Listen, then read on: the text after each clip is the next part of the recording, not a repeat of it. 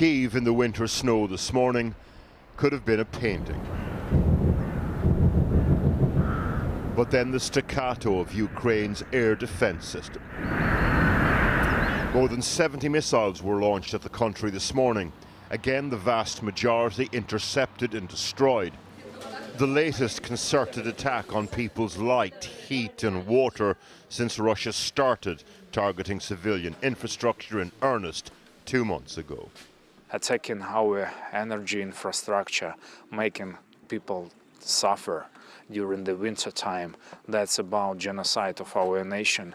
But I must admit that our moral is extremely strong and we will never surrender.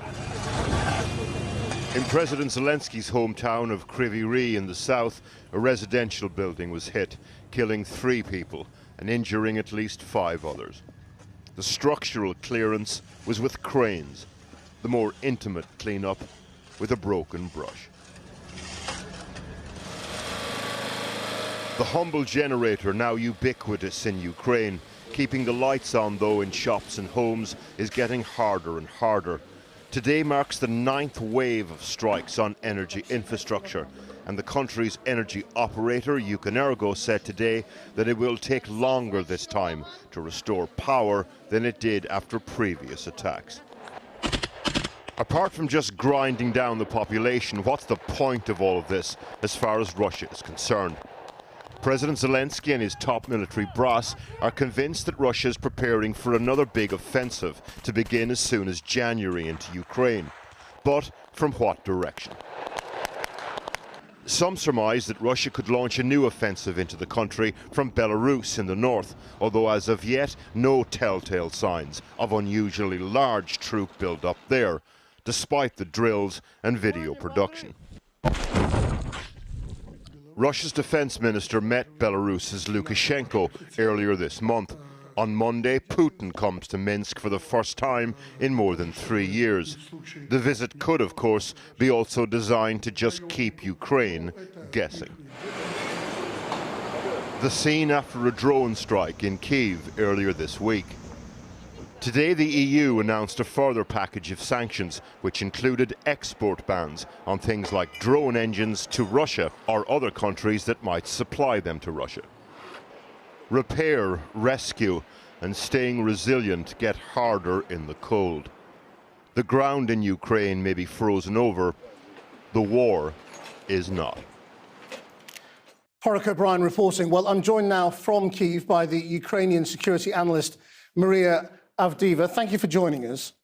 What is the psychological effect on people of these repeated attacks on infrastructure, taking out power and water? Ukrainians show remarkable resistance. I've been to Kyiv metro station today, and I saw how well are people prepared to these attacks. They carry with them the necessities. They take their pets to the metro station, to the subway. No one is panicking. You won't see fear. The only feeling people have is the anger towards Russians, towards those who launch these missiles. But people say that they are gonna stand over any kind of attacks, and Ukraine will resist. This is the main message I hear from people in Ukraine. How are people adapting? I mean, when the heating gets taken out in the Ukrainian winter, what happens? Well, it's remarkable how adaptive people are. They use different kinds of things to survive in this cold conditions and to continue their small businesses.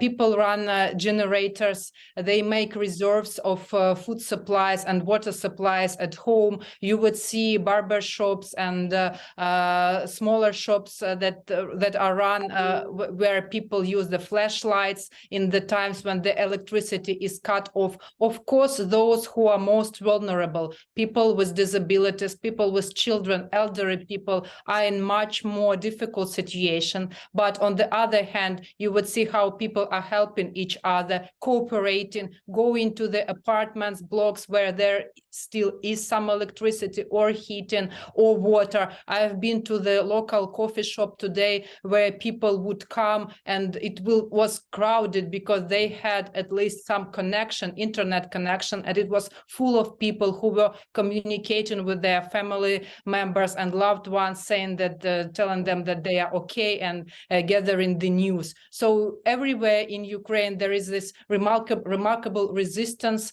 and cooperation and readiness to help each other. Now, earlier on in the war, we did see more attacks openly on apartment blocks that seemed to target civilian life. Why do you think Russia is now targeting infrastructure rather than going for mass casualties?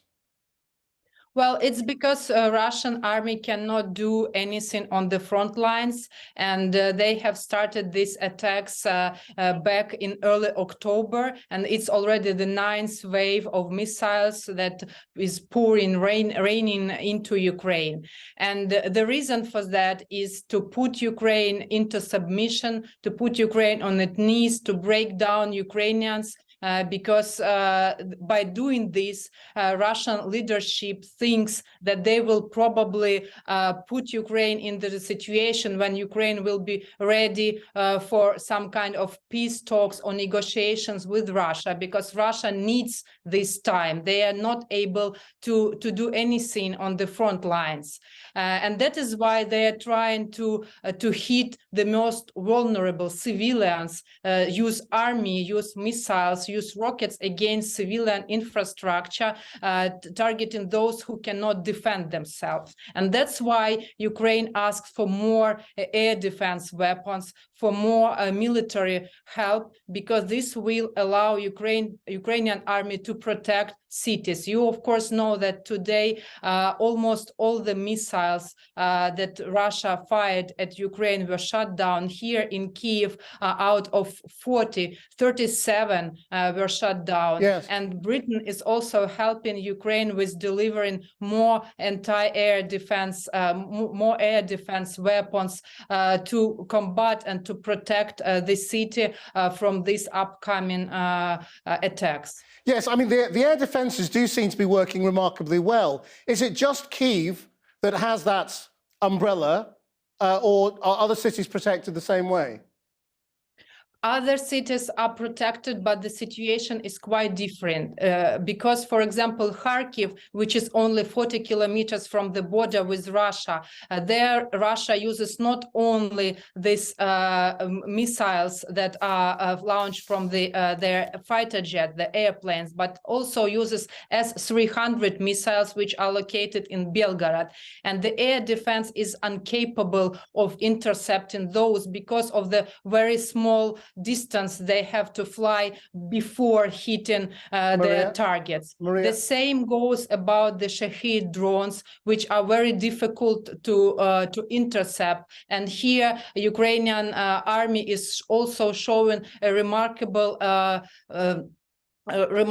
ability to intercept them, because the normal, so to say, air defense systems are not working. Thank you very much indeed for your time.